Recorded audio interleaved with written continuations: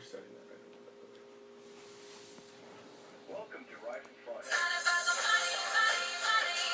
We don't need your money, money, money. We just wanna make the world dance. Forget about the price tag. Ain't about the cha-ching, cha-ching. Ain't about the ba-bling, ba-bling. Wanna make the world dance. Forget about the price tag. Okay. We need to take it.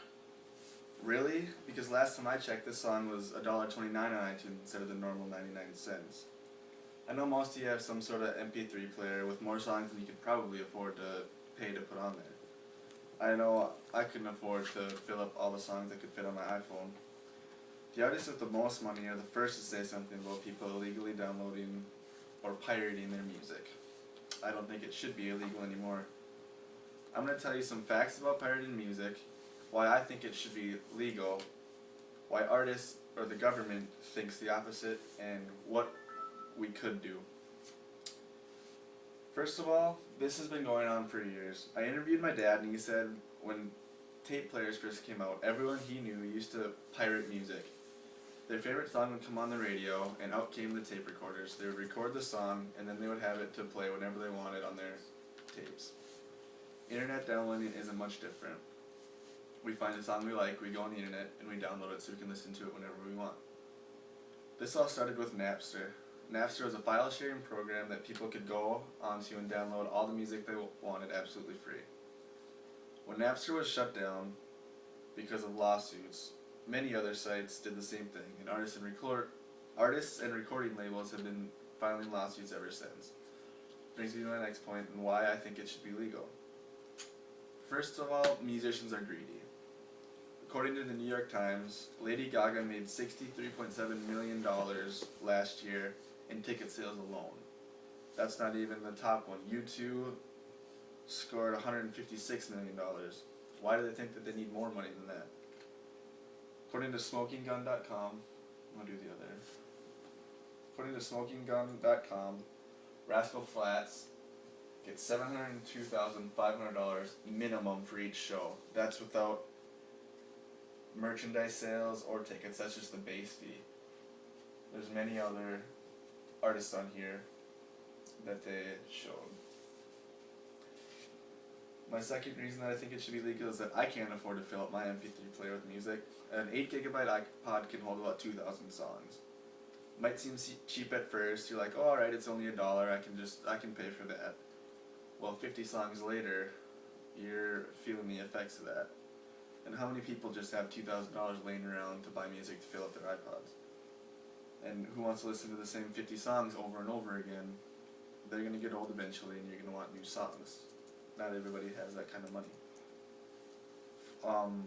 Sonal Gandhi of Forrester Research did a study and he found that just 44% of US internet users and 64% of the internet users who actually buy the digital music think that the music is worth the money. What are the reasons it would be illegal is a question you might have. Here's the answer. CNN Money says that since 1999, CD sales have dropped $8 billion.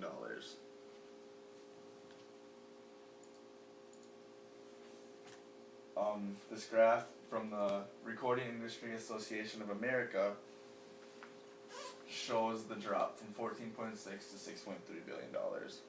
They say that the album sales have been dropping an average of 8% per year since its peak in 1999. They also say that recording studios are going to go bankrupt, but let's be honest, that's going to happen regardless because of the technology coming out. You can get the same results at home. Another reason is that they say the file peer-to-peer sharing can harm your computer. You can get viruses or spyware, which could lead to getting your identity stolen. Well, that's only going to happen if you enter your information to these sketchy websites.